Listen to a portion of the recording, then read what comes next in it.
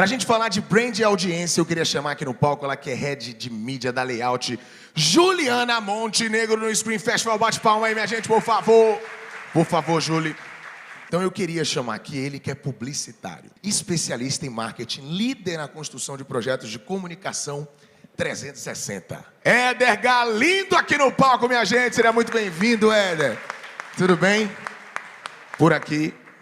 Vou chamar aqui no palco ela que é diretora de desenvolvimento de negócios regionais do Cântara Ibope Mídia. Venha, Giovana Alcântara aqui no palco. Bate palma aí, minha gente, por favor. Muito bem. E agora, para fechar, eu queria chamar ele. Quando o assunto é carnaval, esse cara é uma verdadeira rocha. O lance é o seguinte, esse homem é designer, ilustrador, publicitário. Ele iniciou sua vida profissional fazendo layouts para blocos de carnaval. E aí, não é qualquer bloco não, no máximo respeito. Muitas soluções visuais foram criadas para blocos como Chiclete com Banana, Camaleão, Bloco Beijo, Crocodilo, Cheiro, Asa de Águia. Eu quero chamar aqui no palco Pedrinho da Rocha no palco do Screen 2022. Seria bem-vindo, viu, Pedrinho? Bom dia a todos. É um prazer estar aqui mais um ano no Screen Festival, que é um evento tão importante, né, para a construção do nosso mercado. E primeiro eu queria agradecer, assim, estar aqui com essas pessoas incríveis, assim, são colegas de mercado, pessoas que eu admiro, e é uma honra mediar esse papo sobre esse assunto. Primeiro eu queria falar um pouco sobre o tema. A gente vai bater um papo aqui sobre a construção do branding, ou seja, a construção de marcas a partir da leitura das audiências. E, para mim, falar sobre esse tema é muito prazeroso. Na verdade, é o meu tema preferido dentro de publicidade, porque sou mídia e sou planejadora, trabalho com planejamento. Então, construir marcas é algo que na verdade, é o sonho de toda marca, né? Toda marca quer chegar a um trabalho de construção de branding consistente, quer chegar até o coração do consumidor. E eu queria abrir esse painel falando um pouco exatamente sobre essa questão do que... tem um teórico publicitário chamado Kevin Richards, né, que ele era da Satisat, que ele escreveu um livro bem conhecido, muita gente, muito publicitário conhece, chamado Love Marks. Né? É uma bíblia assim, para a gente. E nesse trabalho, ele fala que, na verdade, o processo de construção de marcas passa por criar intimidade entre as marcas e os consumidores. Você consegue construir marcas quando você cria intimidade com o consumidor em todos os pontos de contato. Então, a partir disso, a gente vai falar um pouco aqui de como a gente consegue encontrar essas audiências, essas pessoas, na verdade, que por trás dessa palavra audiência tem pessoas, e a gente consegue construir essas marcas. Para começar, eu queria pedir para passar aqui no nosso telão 3 vídeos, na verdade, que Giovana, do Ibope, né, da Cântara Ibope, trouxe para a gente poder introduzir o primeiro tema. Obrigada.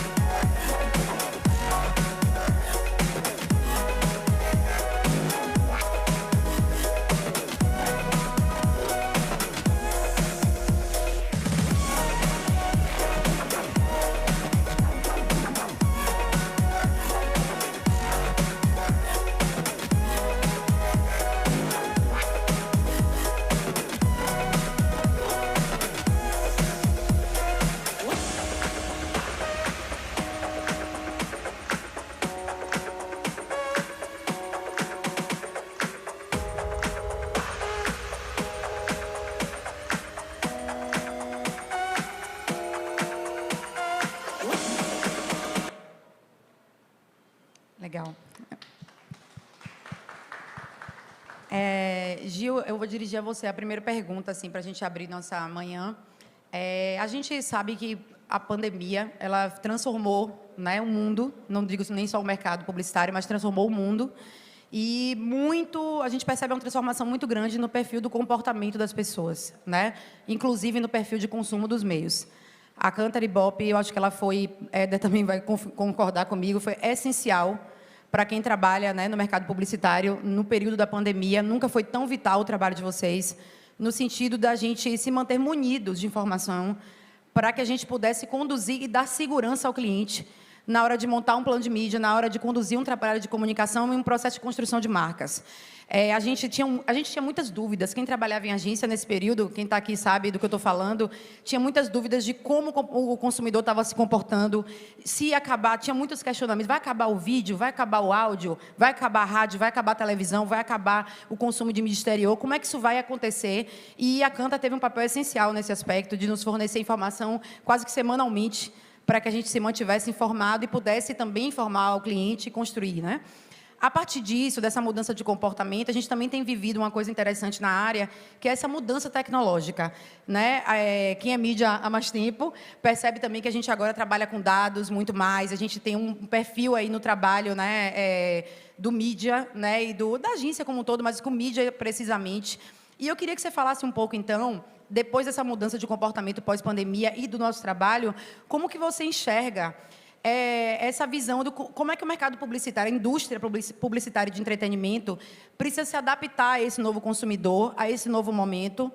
E já aproveitando também esse gancho, queria que você falasse um pouco também, um pouquinho que a gente viu ali, sobre essa questão do perfil do consumo do vídeo, né? Como é que isso também, o que é que isso impactou na nossa vida, o que é que isso tem mudado na nossa vida. E essa questão do áudio, se ele acompanha essa mudança também que a gente percebe no vídeo, ou se não, como é que você enxerga isso tudo, como é que você pode, né, contribuir aqui? Muito bom, são muitas perguntas numa única pergunta. Bom dia, gente. Super obrigada pela oportunidade de estar aqui com vocês na manhã de hoje. É um prazer muito grande. Ontem eu estive aqui à tarde. Estou vendo que é geração de muito conteúdo, quantas pessoas estão envolvidas em trazer conhecimento.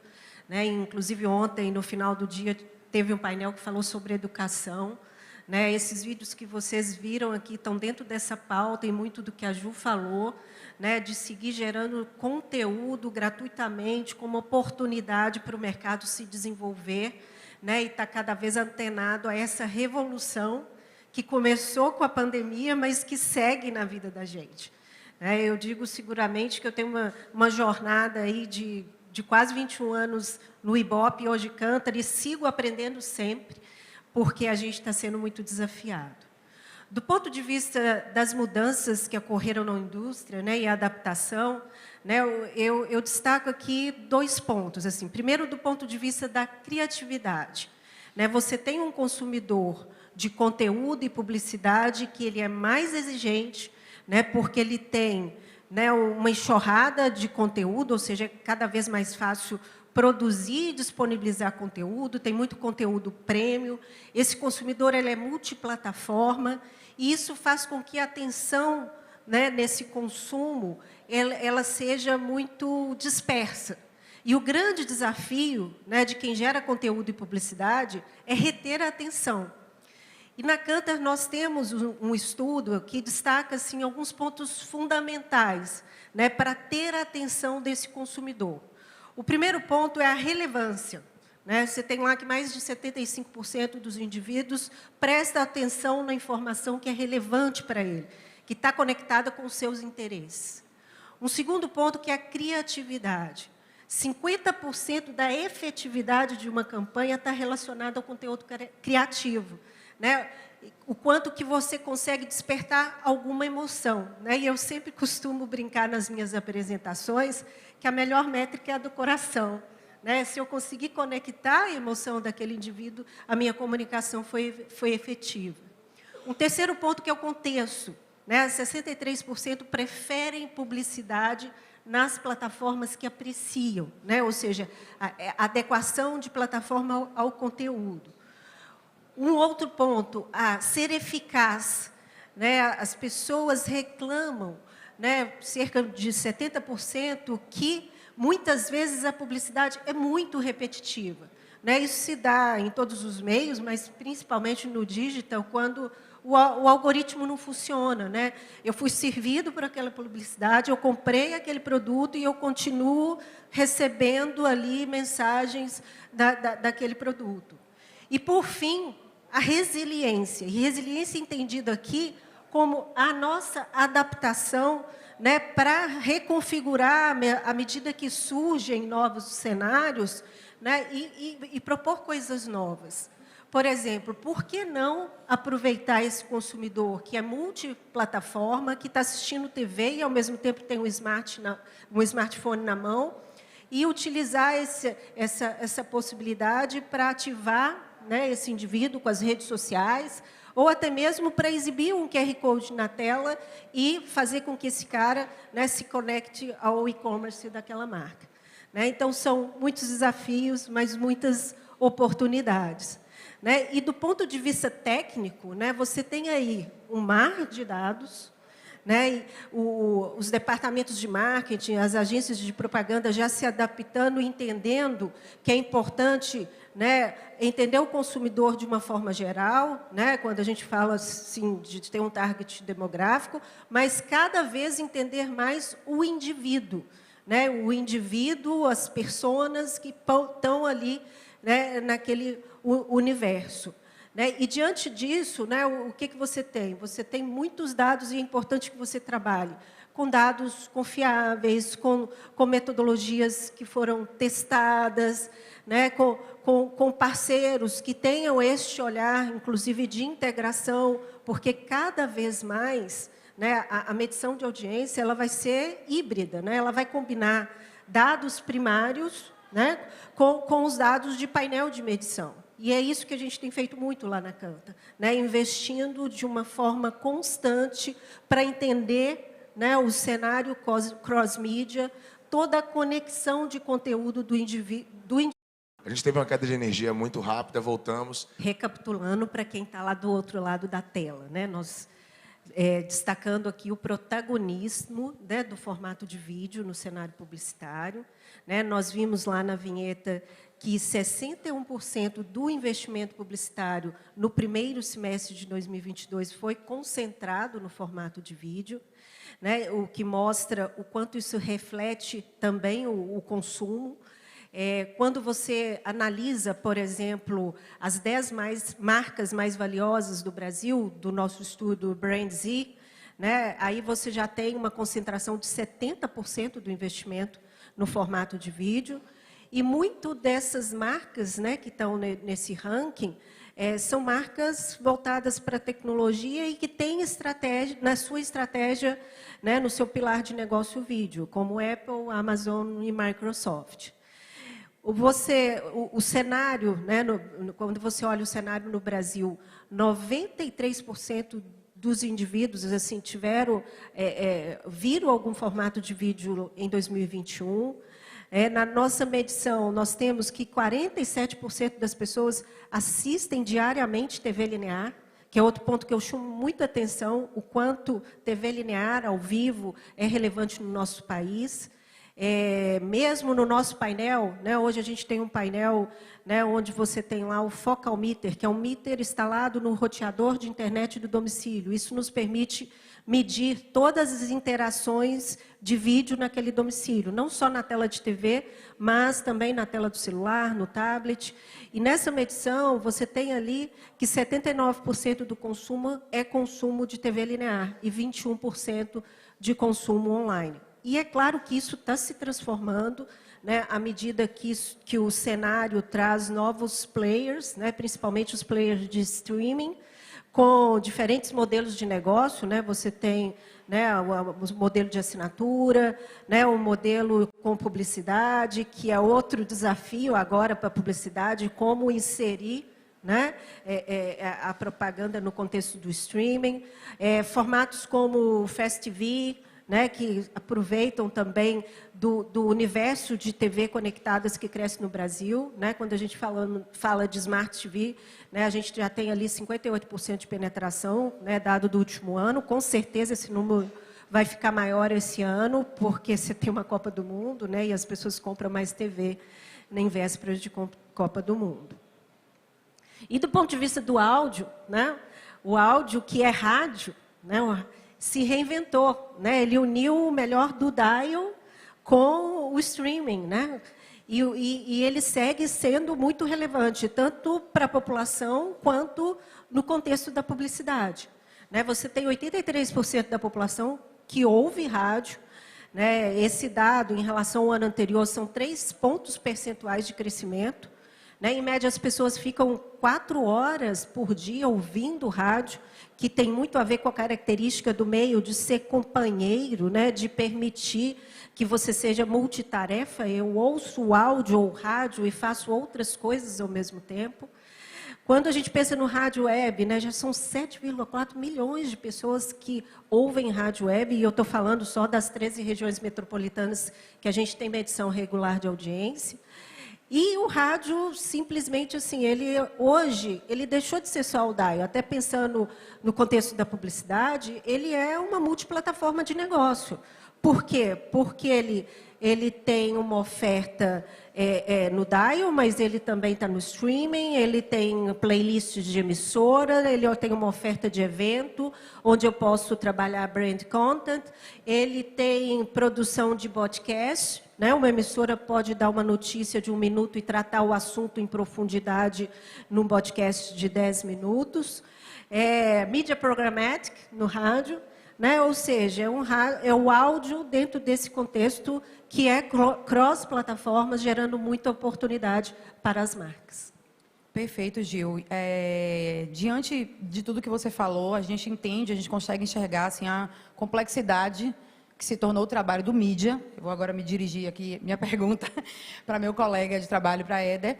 Assim, a gente percebe que complexificou o trabalho do mídia, Éder. A gente, né, quem é mídia há mais tempo, como a gente, percebe que o trabalho, antes, principalmente com a digitalização, eu costumo dizer que a gente tem vivido uma mudança de eras no trabalho publicitário. Primeiro, a gente tinha uma era do target, né, onde a gente selecionava targets gerais, onde o máximo que a gente conseguia saber de um target era a idade, o sexo, a cidade, era tudo muito geral, né? Depois a gente entrou para uma segunda era, que é a era da clusterização, na construção de um trabalho de branding. Então, a gente começa já a fechar um pouco mais e separar as pessoas em clusters, né? Para quem não sabe, os clusters são exatamente quando a gente agrupa pessoas a partir de características e hábitos. E depois a gente agora entra numa era no digital, que é a era da persona. Ou seja, agora eu já quero saber quem é Éder, onde ele mora, onde ele está, como é que eu falo com Éder, quais são os valores de Éder, o que é que interessa para você ouvir sobre uma determinada marca. E aí a minha pergunta diante disso, eu queria que você falasse um pouco qual é a diferença que você enxerga, né, nesse trabalho do mídia de 20, 10 anos atrás para esse mídia de hoje, que é um mídia que precisa lidar com toda essa quantidade de conteúdos, de informação, de novos softwares, de leitura de dados. E quais são, assim, os desafios que você enxerga também quando a gente fala de escolha de audiência? Na hora de selecionar a audiência, quais são os maiores desafios? Beleza. Bom dia, pessoal. Primeiro, assim, é um prazer incrível estar aqui pela 3ª vez no Screen. Isso é bem... me sinto bastante feliz em poder estar aqui, aprender, ouvir, compartilhar um pouco da minha trajetória com todo mundo, né? Bom, eu estou nessa vida aí já há 22 anos, né? Então, acho que eu posso falar desse resgate de 10, 20 anos que você trouxe, Júlio. E, assim, uma coisa que eu penso bastante é que o profissional de mídia, de comunicação em geral, né, ele sempre foi data-driven, né, que é uma expressão que se usa muito, né, para falar das smart techs, das empresas de tecnologia que estão voltadas para dados. A gente sempre foi, né, com as ferramentas que estavam disponíveis naqueles momentos, né? Então, quando eu comecei lá, 2000, 2001, né, as referências, né, eram o Ibope, né, a Ipsos, IVC, alguns outros players, o próprio grupo de mídia lançava muita publicação, exato, a Ipsos Marplan, todos os veículos técnicos. Então, isso sempre foi a nossa base de dados, né? Então, assim, a visão de dados, ela sempre esteve com o profissional de mídia desde os tempos de Mad Men, né? Até voltar um pouquinho antes aí de 2000, e isso só foi mudando, né? E hoje, que eu percebo aí nos últimos anos, principalmente nesses 2 últimos anos, né, os desafios ficaram cada vez maiores, né? O conceito de audiência, ele se amplia, apenas sai do ponto percentual, que ainda é relevante, né? Ele sai do ponto percentual e passa cada vez mais para o entendimento da persona, do indivíduo que está por trás, uma coisa que você falou super bem também. Então, a gente precisa saber quem é que está lá, quem são as pessoas com quem a gente vai conversar, né? E essa fonte de dados, hoje está cada vez maior, né? Os principais players, como a Canta, né, tem surgido cada vez mais, Comscore, GeoFusion, outras fontes de dados oriundas do digital, todos os provedores de dados, né, Tail, Naveg, Serasa Experian, e a própria coleta de dados próprios, né, que tem se discutido muito o uso dos dados de first party, né, ou seja, as próprias relações criadas pelas marcas geram audiências próprias e cada vez mais relevantes, com conteúdo, com destaque para ser eficaz. Está pegando um pouquinho da fala de Giovana. Então, assim, o maior desafio hoje é saber filtrar todo esse emaranhado de dados, né? E não se perder. Então, assim, eu estou vivendo agora um momento de planejamento muito forte, né? E onde eu destino mais tempo na construção do trabalho é realmente enxergar ali, tentar encontrar informações, insights que vão gerar resultados de negócio para os clientes, que vão ajudar a construir marcas para Você acha que o trabalho se tornou mais cansativo, o trabalho do mídia? Mais cansativo, eu não sei, eu diria mais complexo, né?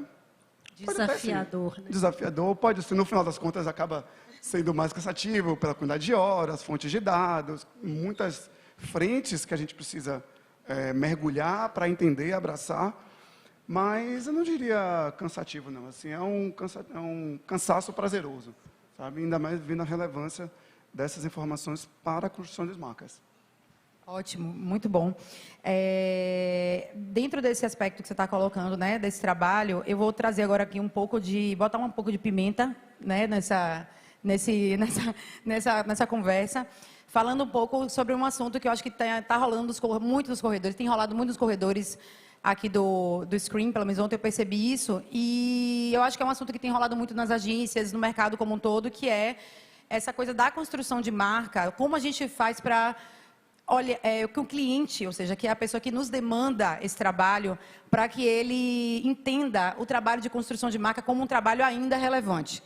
Tem um filósofo muito importante, né, da atualidade, contemporâneo, chamado Bauman, que ele fala sobre essa questão da nossa realidade líquida, né, que a gente vive hoje, dessa sociedade líquida, onde as relações se dão de uma maneira muito superficial, muito mais superficial do que foi, e de uma maneira muito mais a digitalização promoveu um trabalho muito mais ágil no tempo do WhatsApp. As pessoas às vezes não querem ter mais tempo para construir histórias mais profundas, isso nas relações interpessoais e até com as próprias marcas. Diante disso, a gente percebe que muitas demandas que têm vindo dos próprios clientes têm sido no sentido de eu quero o resultado imediato, eu só quero o varejo, eu quero agora, eu quero que coloque preço, eu quero que coloque apenas a oferta. E aquele trabalho, Pedrinho, agora eu quero conversar com você, que você trabalha tem um lado de direção de arte, tem essa visão aí do empresário. Esse trabalho de construção de marca, a gente sabe que não se dá do dia para a noite. É um trabalho que demanda investimento, demanda construção, demanda uma certa paciência, né, por parte de quem está fazendo esse trabalho. Então, como é que você enxerga o papel das agências, dos veículos, do mercado nesse processo de convencimento, de retomada desse trabalho de brand junto aos clientes? Né? Como é que você vê esse caminho? Como é que você enxerga aí essas possíveis saídas para essa questão? Bem, primeiro, bom dia a todos. Agradeço também o convite de vocês. É um tema difícil, né? Porque é um tema atual E acho que daqui a um tempo a gente teria mais condições de analisar o que está ocorrendo hoje, né? Esse mundo aí líquido que você fala de Bauman, ele na verdade é uma realidade. Antigamente, eu lembro que as empresas anunciavam em 1 minuto ali no horário nobre da Globo, e no minuto seguinte o Brasil inteiro conhecia uma marca, né? Hoje isso é muito mais difícil. Eu acho que talvez tirando o Alberval aqui, eu seja o mais velho do grupo, eu ainda peguei aqui um período que a gente se admirava diante de um cartaz no bar ou na padaria, e nós colecionávamos porque a gente ficava imaginando aquele conceito, como foi criado e tal. Isso para quem gostava de propaganda. Isso evoluiu muito rapidamente, né? Não só o processo da área gráfica, como audiovisual, teve uma outra dinâmica. E hoje a gente vive esse mundo aí bastante diverso na forma de comunicar. Eu tenho uma experiência, hoje eu estou no outdoor, né?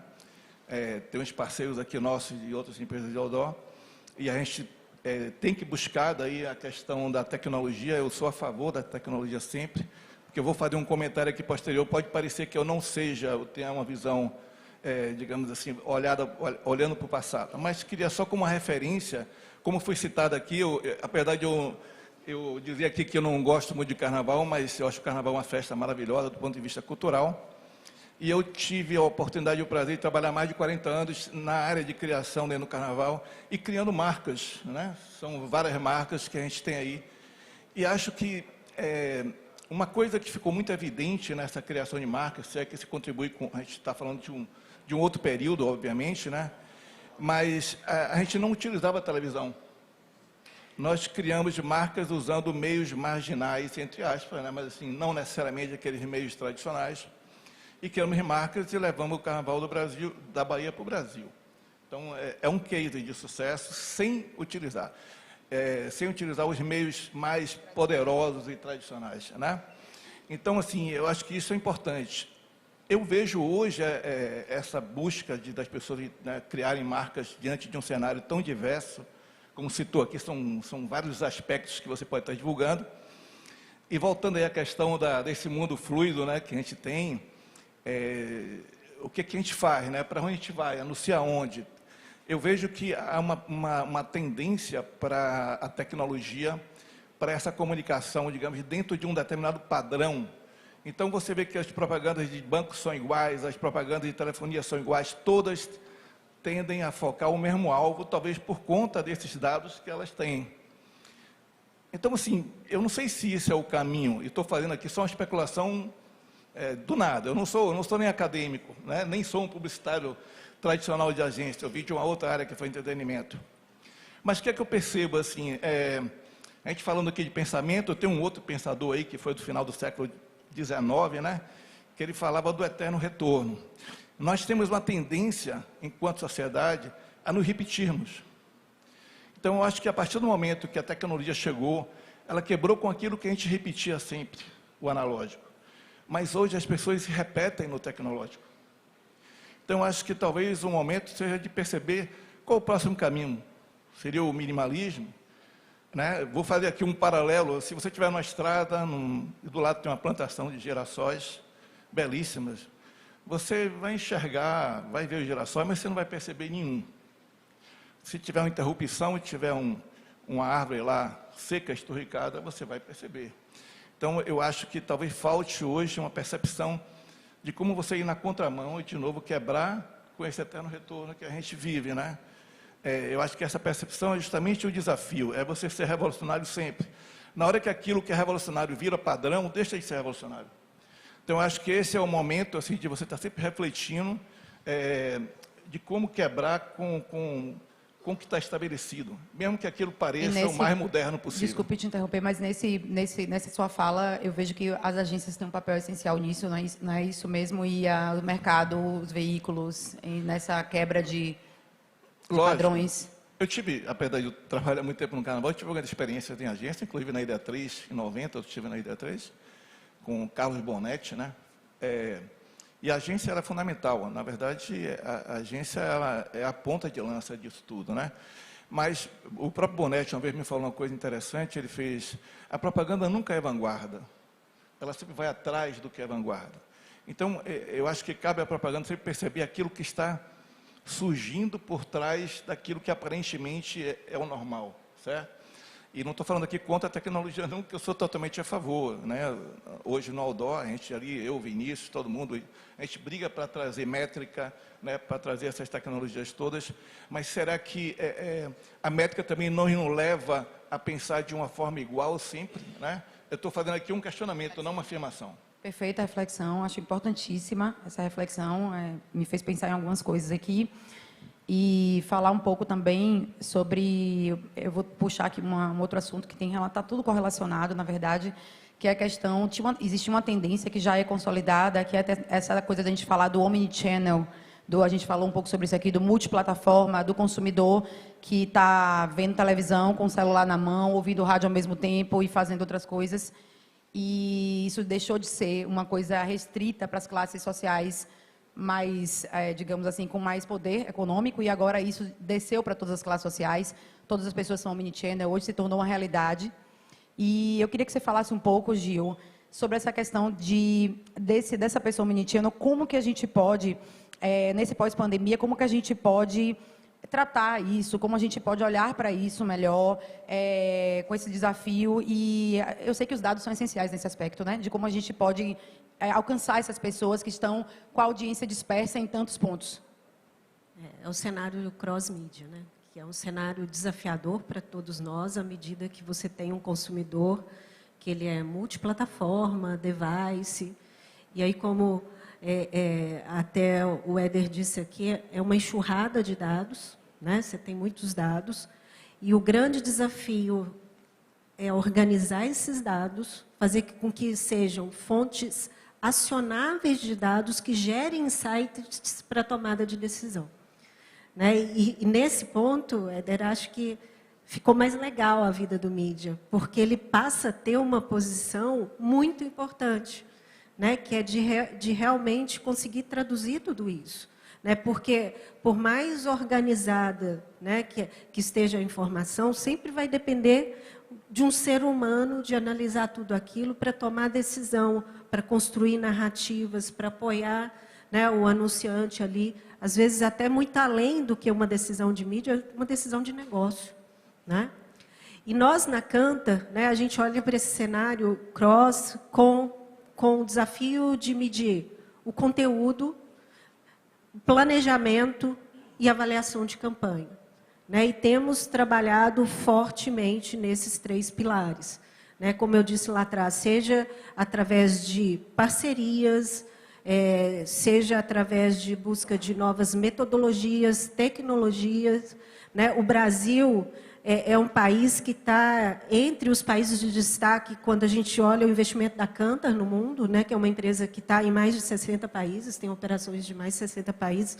Mas o Brasil sempre foi um destaque aí nesse cenário, e por isso que a gente tem essa pujança tanto de investimento quanto de inovação. Né? Por quê? Porque a gente tem certeza que o mercado está preparado para isso, que o mercado tem evoluído. Né? Temos clientes que cada vez mais combinam os seus dados primários, né, o First Party Data, com os nossos dados, porque eles entendem, né, que não é só, né, acompanhar ali aquele indivíduo através do IP. É importante ver por detrás desse dado. E, para isso, é muito importante você ter painéis, né, inclusive que mostram um dado não só daquele anunciante, mas dos concorrentes também, e conseguir enxergar esse consumo como um todo. Aí eu estou falando do consumo dos meios, da interação dos consumidores das marcas, né, na internet como um todo. Né? Então, o nosso foco, né, como eu disse, é cada vez mais refletir na nossa medição esse cenário cross, para que os nossos clientes tomem decisões mais assertivas, né, nesse mundo onde otimizar o investimento publicitário também é uma premissa. Perfeito, Gil. Você está falando aí sobre essa questão da leitura de dados, do por trás do dado, por trás do IP, e a gente, voltando ao ponto inicial, lá de trás do início da minha fala, a gente está falando de pessoas, né? Por trás de cada IP tem um ser humano, e a gente nunca viveu uma era tão estressante, estafante, cansativa, em termos de absorção de dados, de quantidade de informação. Então, é muito comum a gente ouvir falar de termos como burnout, como estresse, estafa, cansaço, ansiedade. Vivemos uma era da ansiedade, né? A gente sabe disso. Nunca se consumiu tanto remédio de tarja preta, né? Na sociedade como um todo. Estou falando na sociedade como um todo. E, diante disso, dessas pessoas que estão vivendo isso em um pós-pandemia muito complicado, e a gente passou agora por um período, o Brasil especificamente passou agora por uma eleição onde o consumo de informação foi muito grande em todos os meios, né? Houve uma enxurrada. Eu queria ainda te perguntar uma coisa. A gente sabe que tem algumas tendências que já apontam que esse consumidor agora, que sai dessa pandemia com esses aspectos de cansaço e de estresse e estafa, ele tem mais dificuldade de absorver publicidade e ele está mais disperso. Você acredita que, para atingir esse consumidor, na hora que você está lá fazendo um trabalho de branding, as mídias on são melhores, as mídias off, as redes sociais são vilãs, são mocinhas, nos ajudam, dificultam? Como é que você vê isso, sabe? Como é que faz para selecionar esse meio diante desse cenário? Bom, primeiro, assim, eu acho que, para responder isso, eu vou contar uma historinha recente, né, de lá da agência, né? A gente acabou, né, hoje é dia 4, né, a gente acabou semana passada um projeto muito legal lá no Centro-Oeste, em todo o Centro-Oeste, para o Boticário. E a gente tinha um desafio exatamente esse. Nesse período que você falou aí, de enxurrada de exposição nas redes sociais, na imprensa, de um modo geral, que o projeto durou uns 2 meses. Então, a gente tinha um desafio de aproximar a marca do Boticário com as pessoas do Centro-Oeste, né, num momento onde a gente estava com a audiência em televisão super em alta, em função do Pantanal, da novela Pantanal. E como é que a gente se conectava com essas pessoas, né? E aí, o que foi que nós fizemos lá, de um modo geral? Nós utilizamos, primeiro, uma estratégia de vídeo muito forte, né, não apenas em TV linear, mas com TV conectada, muito forte no digital também. A gente trouxe como protagonista da campanha uma atriz da novela, que era de Cuiabá. Então, a personagem muda, eu não lembro o nome dela agora, enfim, ela foi protagonista, ela participou da campanha, não só como atriz, mas também como influenciadora digital. Então, aí, também falando sobre as redes sociais, para mim é um campo neutro, vai depender da relação que a marca se conecta com as pessoas. E para isso acontecer, ela precisa entender o hábito dessas pessoas, o que elas querem, o que elas pensam, o que elas fazem. E a gente trouxe a atriz, né, colocamos ela dentro da estratégia de vídeo e pensamos numa jornada multiplataforma. Então, a gente criou todo um cenário de segunda tela em volta da novela.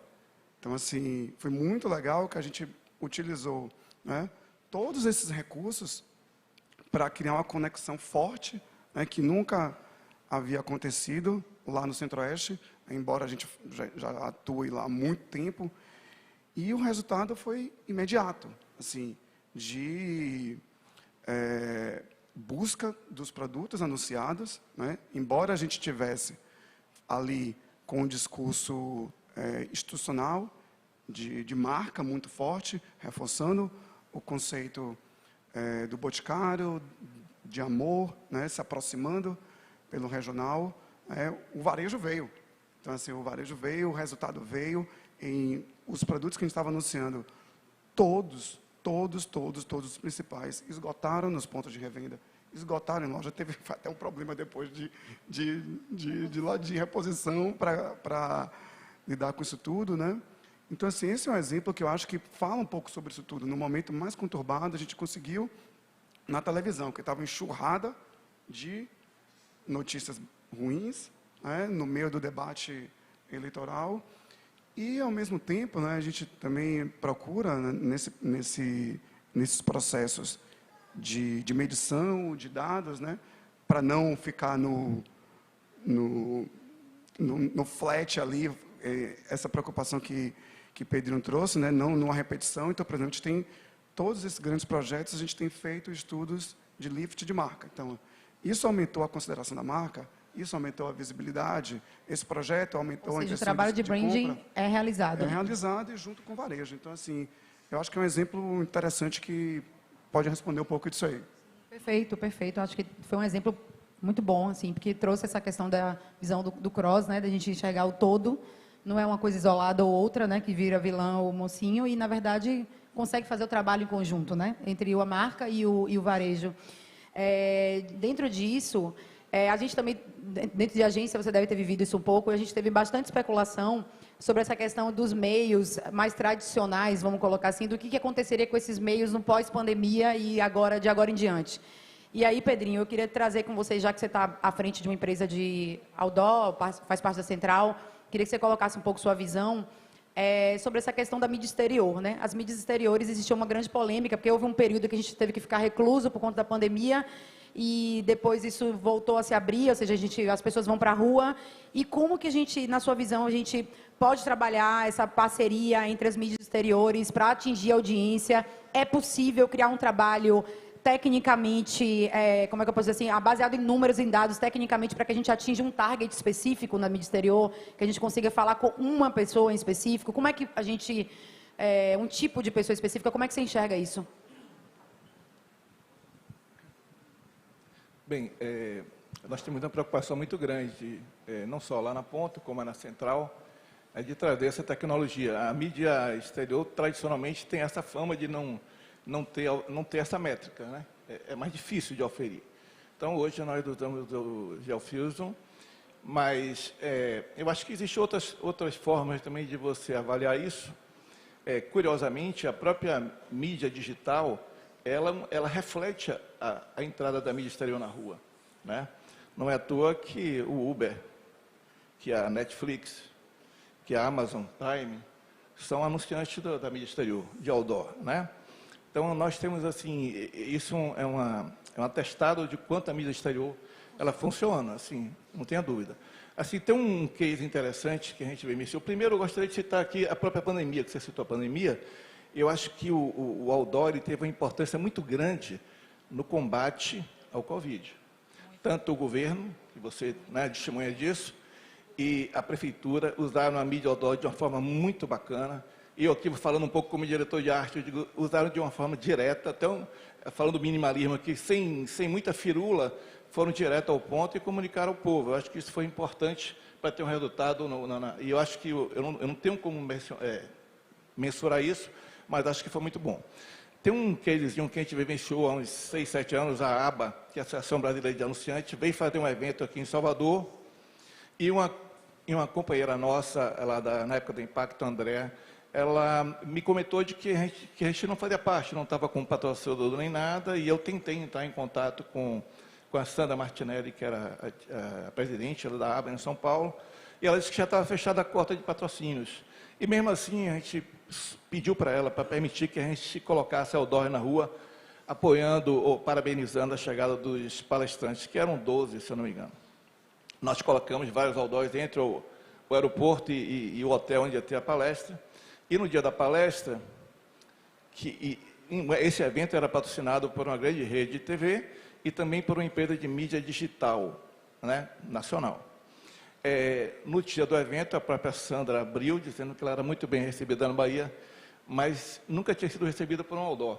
A partir daí, todos os outros palestrantes citaram a emoção de se verem no outdoor. A última pessoa, que se eu não me engano era da Heineken, ela falou o seguinte: olha, eu não via meu outdoor na rua, mas curiosamente, antes de eu subir aqui, eu recebi um e-mail de um amigo de São Paulo, que recebeu um e-mail, uma mensagem de um amigo de Salvador, que viu o outdoor, fotografou, mandou para ele. Ela fez isso, é multicanalidade. Então, eu acho que é um exemplo do que a gente pode tirar de proveito, juntando a mídia exterior, né, a mídia mais clássica, com a mídia digital. Perfeito, perfeito. Realmente, essa combinação é uma combinação que funciona muito bem. Eu queria fechar com a última pergunta do nosso painel, né, que foi super rapidinho. Mas antes eu queria que a gente exibisse, para fechar essa última pergunta, um filme que eu trouxe lá da Layout, do Governo do Estado, na verdade, nosso cliente, que esse filme está concorrendo agora ao Profissionais do Ano, está como finalista dos Profissionais do Ano desse ano da Globo, da Rede Globo, e que ele fala sobre respeito à diversidade. Podem colocar, por favor?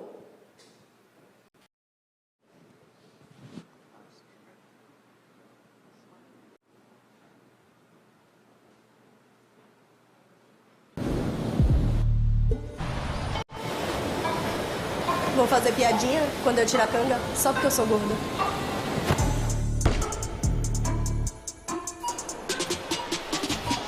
Segurança da loja vai começar a me seguir só porque eu sou negro. Aquela mesa vai comentar que esse beijo é um absurdo. Só porque somos lésbicas.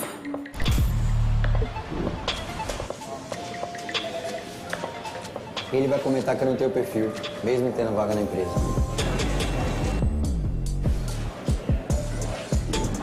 Ele vai me interromper o tempo inteiro, só porque eu sou mulher.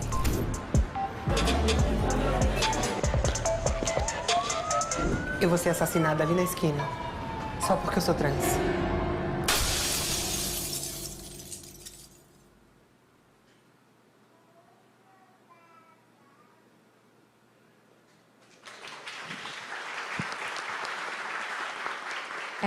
Nosso painel já está concluindo. Na verdade, eu acho que eu não vou conseguir fazer a pergunta e ouvir a todos como a gente gostaria por conta do tempo.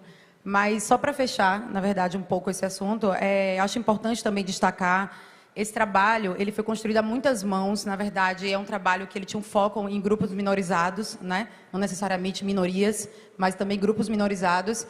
E ele foi construído a muitas mãos, envolvendo, inclusive, pessoas, de fato, que eram a própria audiência, né?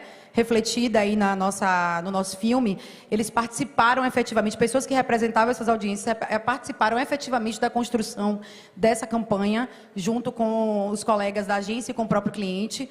E é importante a gente destacar, que é exatamente o que eu ia falar, a importância da gente construir o trabalho com pessoas que estão dentro do nosso mercado, né? E a gente ter esse foco de construir também voltado para essas audiências que são tidas, na verdade, como audiências secundárias, muitas vezes. E a gente tem que ter pessoas na agência que reflitam sobre isso, que façam um trabalho que cada vez mais diminua os estereótipos e que a gente consiga, de fato, consiga construir um trabalho de branding voltado para esse lugar de fala dessas pessoas e que a gente consiga construir isso. E eu tenho certeza que todos aqui concordam, né?